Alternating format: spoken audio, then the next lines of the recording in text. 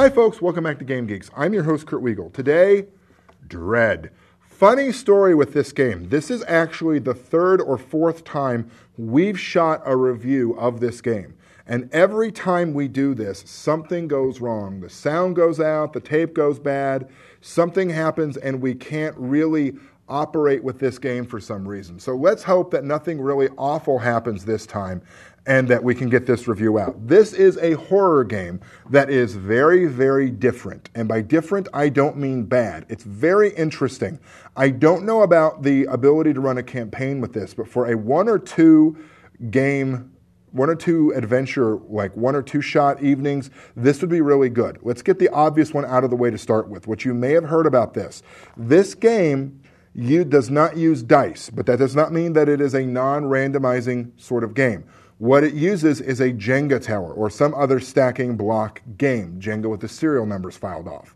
What you do is the GM sets the Jenga thing up in the middle of the table and then begins to tell a story. The opening of this game is always, there's no discern character sheets, there's no attributes, there's no of your standard gamist approach. There's a list of 20 or so questions that you have to answer for your character, and that's how you define your character.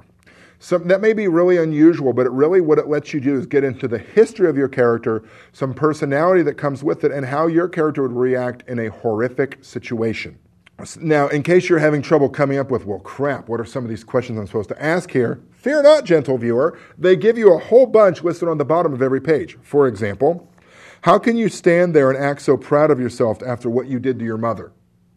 The one rule here is that you can't just contradict whatever it says.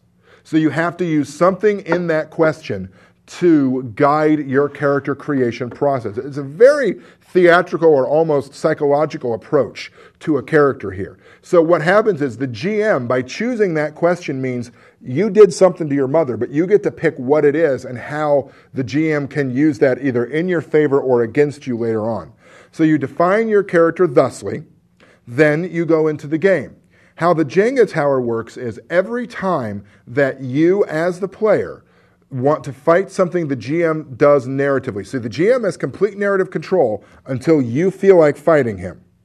Until you say, no, I don't want to go down that hallway. You pull a block and put it on the top of the tower. If the Jenga tower falls over, your character is out of the game. He's either been killed by the mass serial killer, been taken by the alien and had something implanted in his abdomen, or falls down a shaft, goes crazy, runs off into the night, in some way is out of play.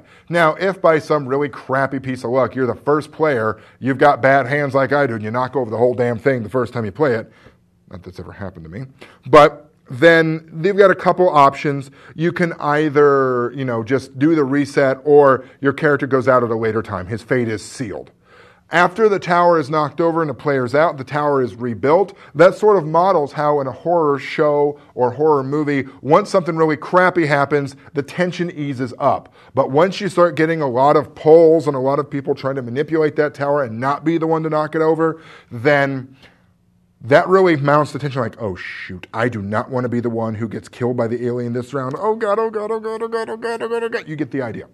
So if you want a horror game that is different, if you want one that has a lot of the standard tropes of horror but allows you to really have an immersive horror experience, that is, you have an interesting character that you develop yourself with the help of the GM, that you get involved in a game with, and that you're actually scared about whether or not this character is going to go because of the very nature of the Jenga tower, then you're good to go.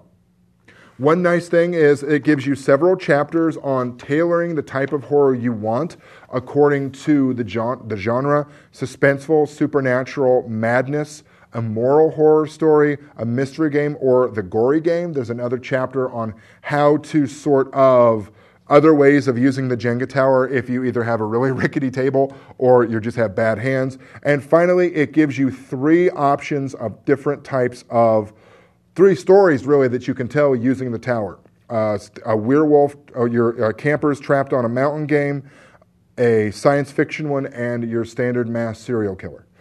This is a very interesting game. I recommend you seek it out if you like the horror genre, but you want to play something a little bit different than, say, Chill or Call of Cthulhu or World of Darkness. For Game Geeks, I'm your host, Kurt Wiegel. Good day and good gaming.